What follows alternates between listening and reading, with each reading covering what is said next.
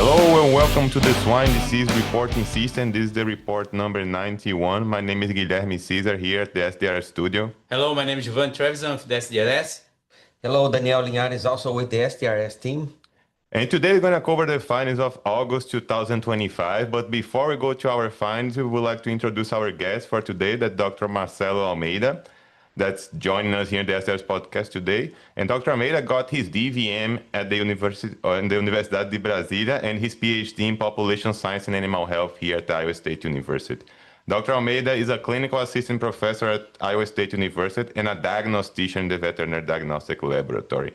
And in today's episode, Dr. Almeida will discuss with us, the SDRS team, the trends of E. coli and new addiction that we have to the report in this month, and help us to interpret like all these findings that we have to share with the swine industry. Welcome to the SDRS podcast, Dr. Almeida. Yeah, thank you for inviting me back. Always glad to be here with you guys. Thank you, Dr. Almeida. It's a pleasure to have you here and look for this discussion on E. coli. Before we jump into Geeks to Geeks on E. coli, Guilherme, what are the updates for the SDRS for this month? Yeah, Giovanni, let's start as always with PRRS virus, and good news, it remains the positivity really low for PRRS virus. So finally we are having the summer trend when the activity of this pathogen decrease, and we are now with an overall positivity of 18% for PRRS virus. But when we go to the state level monitoring, we are with Iowa and Minnesota with percentage of pulse submissions above the expected compared with the historical baseline. So something is going on there first to keep an eye on the next weeks and months of that activity. How about enteric coronavirus? Giovanni, also remains low, the activity of enteric coronavirus with PD overall positivity low and also for Delta coronavirus, but we would like to call the attention of a moderate increase in the percentage of post submission in the win to market category for PED. So that we are raising an alert for the industry that we are starting to have positive finishing sites. So let's increase the biosecurity to not spread this virus to the sow farms. And at a regional level, we are having Oklahoma and also Indiana with percentage of post submissions above the expected. So something is going on with PED that deserves some attention there. How about other pathogens? Do you have any other that deserves attention? Yeah, Giovanni, for more good news for influenza, we have the lowest overall positivity since 2010 for influenza virus right now in August with 19% of post submissions for this virus. So really low activity for influenza in the field right now. And also the good news for PCV2 that we are having the highest average CT values for the tissue cases. Usually the CT values are pretty low, and right now we are having an average CT value for the tissue case of PCV2 around 28, 27. So less activity of PCV2 as well in the field. But when we move to the confirmed tissue diagnosis for the IS2 VDL, for July and August, we are having more cases of sapovirus coming to the VDL. So good news or bad news also for the industry that we are having more diarrhea cases related to sapovirus at this period. Thanks, Guilherme, for all of that update. And by the way, this month SDRS is bringing on board E. coli PCR genotype information. And Elise DeConte has been our champion on bringing that information to the SDRS. And she's here with us today. Elise, would you mind us to present what is the SDRS E. coli information is bringing up and how that can be used by practitioners there? So thank you very much. Thank you for the invitation for being here. So we added E. coli into the SDRS, and as the first bacteria that goes through culture being added, it's important to go first with the flow.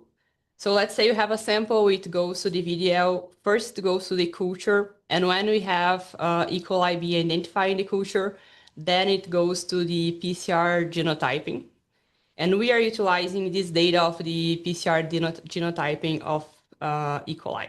So the results there, we have several virulence factors being tested by the PCR. Now we have data on 15 virulence factors being tested. In the last month, we had the F18, STA, and STB being the most detected ones. And we do some further classification with those data.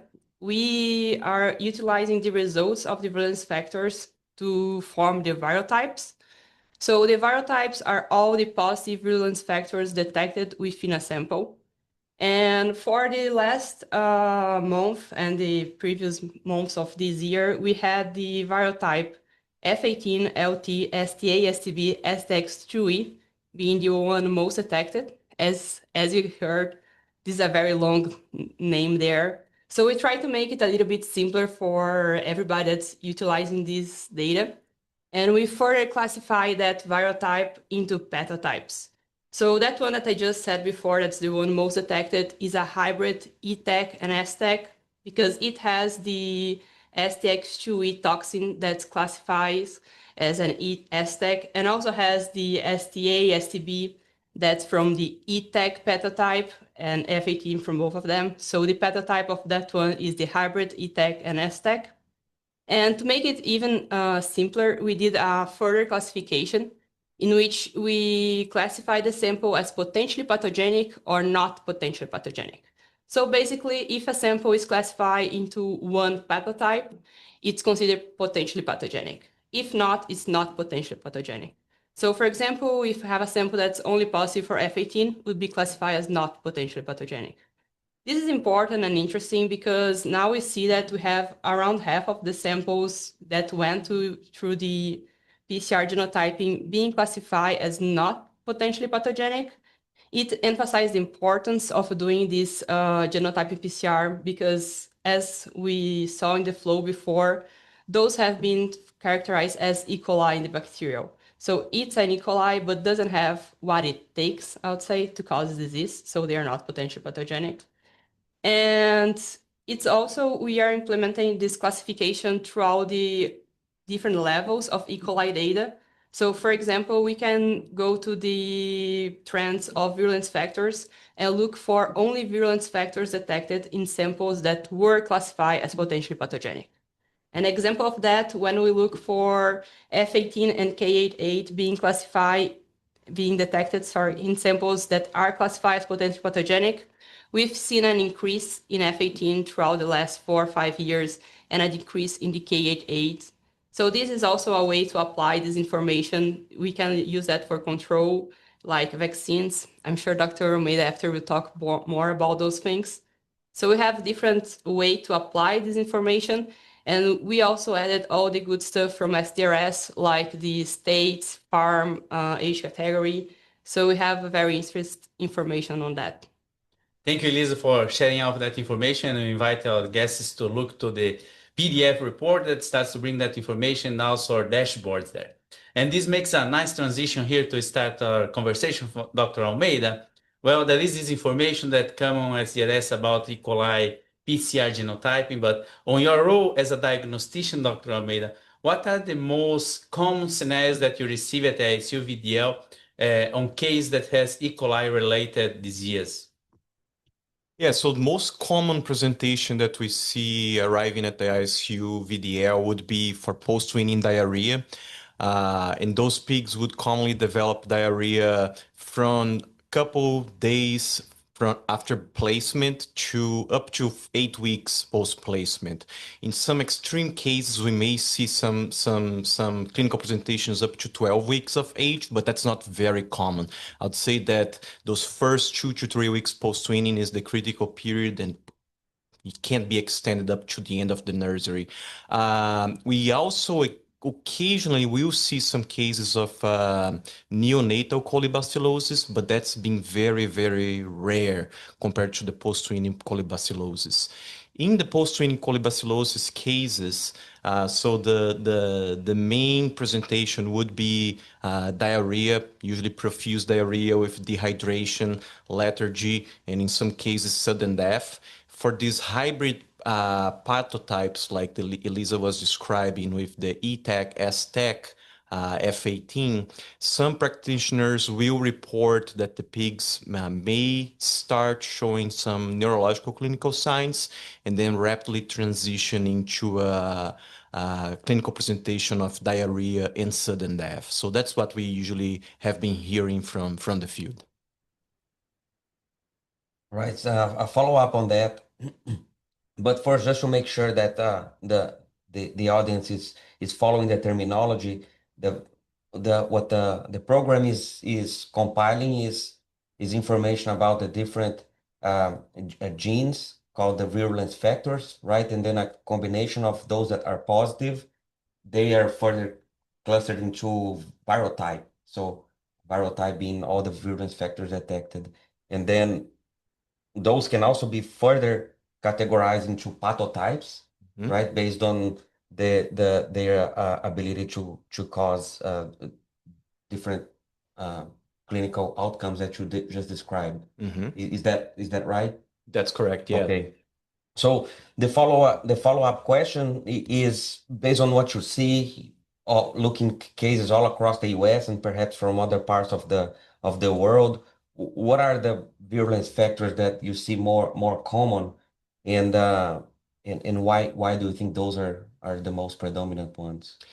Yeah, so that's going to be very dependent on the specific viral types that are predominant any given time. So right now, in the work that Elisa did, what we are seeing is that F18 and STB would be the most frequently detected.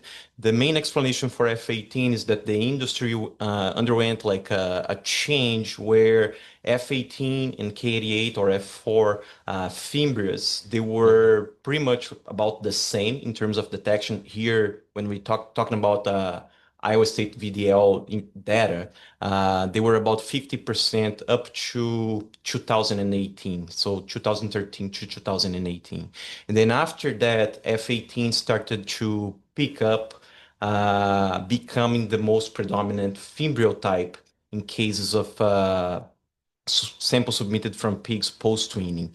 And that we believe has to do with one, the bacteria adapting to its environment, but it's also been clear now that there are some genetic factors that will allow some pigs are more susceptible than others or have a higher degree of susceptibility in that population compared to other populations. So that may also have played a role in the case of F18. Now for STB, like I mentioned, that would be more related to the different viral types that are in circulation. And it just happens that right now, a lot of the different viral types are showing STB or have STB included in the constellation of genes that they are positive to. So there isn't like a single reason why STB would be higher other than it's being carried by multiple viral types at the moment. What does STB stand for again? It's the stable, heat stable toxin. All right. Thanks. And Dr. Almeida is including this part of the pathotype again that Dr. Linhares mentioned the explanation, and you mentioned a little bit as well, like why we see right now in the SDRS, for example, these hybrid pathotypes as the one most prevalent detected in these samples. Why the hybrids are being more detected compared with the other ones, for example?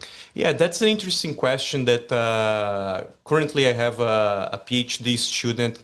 His name is Rodrigo Paiva, and he's digging into that a little more. But what we find is that some of these different viral types, what they're trying, there's always like a battle to try to understand who is going to be the most predominant, right? And then to become a predominant viral type, you basically have to have a high degree of fitness. And that may be established through the acquisition of different virulence factors that are not only those ones that are typically associated or typically seen in genotyping PCRs, but they may be related to antimicrobial resistance or to environmental survivability as well. And one of the key things that we're seeing with these F18 ETEC STEC hybrid pathotype is that it has some mutation in a few of the antimicrobial resistant genes that will confer resistance to fluoroquinolones. And we've seen this in other reports from other countries for different E. coli's that when that type of mutation happens, it tends to promote the increase of those viral types that would have that specific characteristic. So that may be one of the reasons why we're seeing. So these specifically F18, LT, SCA, STB, STX2E has that mutation, but it's also multi-drug resistant. So it has some advantages that are allowing it to circulate in high degree throughout the industry here in the US. No, that's amazing. And I mean, when we look to the regional level, most of the most detected E. coli are hybrids in terms of the first place. But the second place in some states like Iowa, North Carolina, we see as the second most detected as a non-potential pathogenic strain. And the question is also like, why? Why we are seeing like as the second most detection something that probably is not causing disease?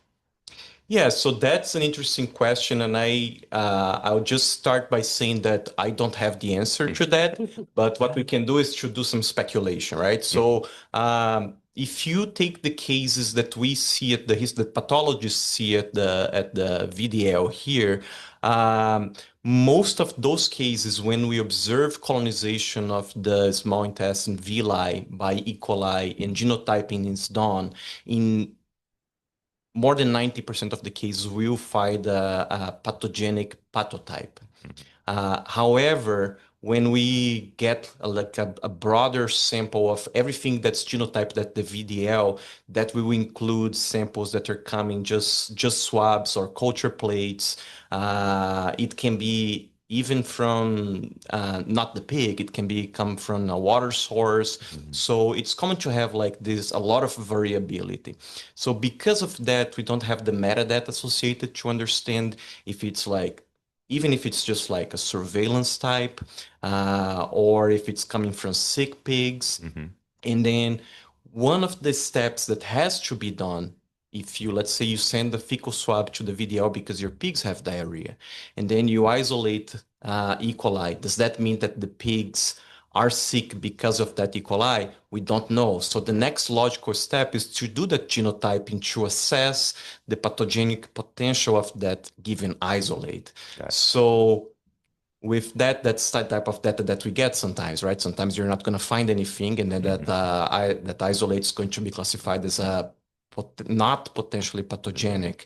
And then in that case, the submitter would have to look for other causes by PCR or screening for other pathogens, right? So that may be one of the reasons. One of the other reasons is that there's a lot of use of competitive exclusion products, which would be by nature a virulent E. coli that possess either F18 or F4 Fimbria, and those would, in our algorithm over here, would be classified as potentially not potentially pathogenic. So that would also add to the reasons why we are seeing that increase or that high number of cases that are not potentially pathogenic.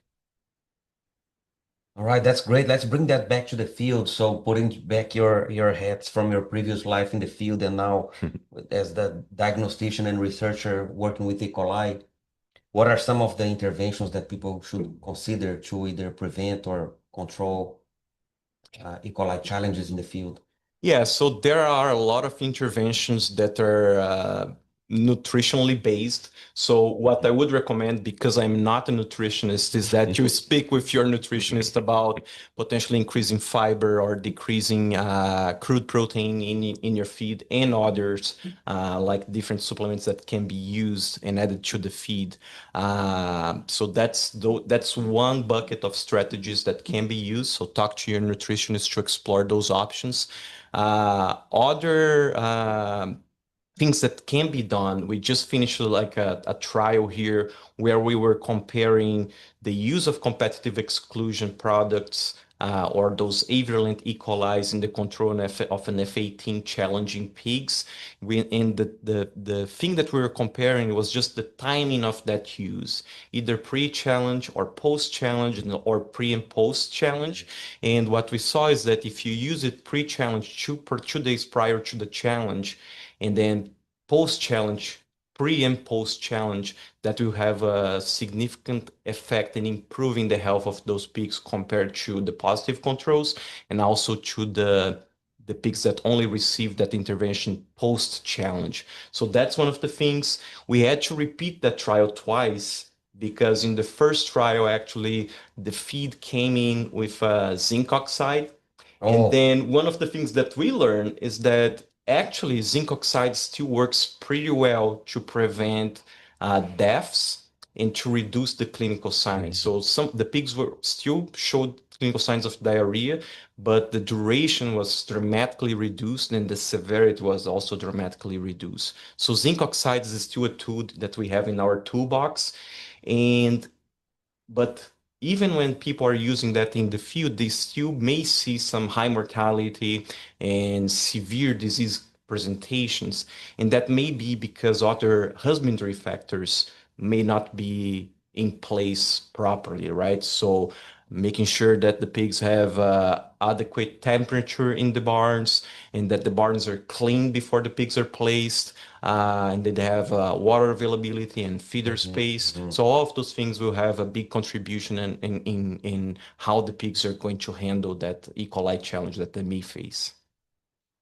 And the classic, I assume, antibiotics and vaccinations Yes, are yes, specific exactly. to that flow, right? Exactly. And specific to the phenotype that you're having challenge with, right? Like there is a commercial product here in the US, only one. In other countries, there are more options, but in the US, we have one. And then several systems will use these competitive exclusion products where they grow their own avirulent E. coli for use in their settings. Awesome. Yeah.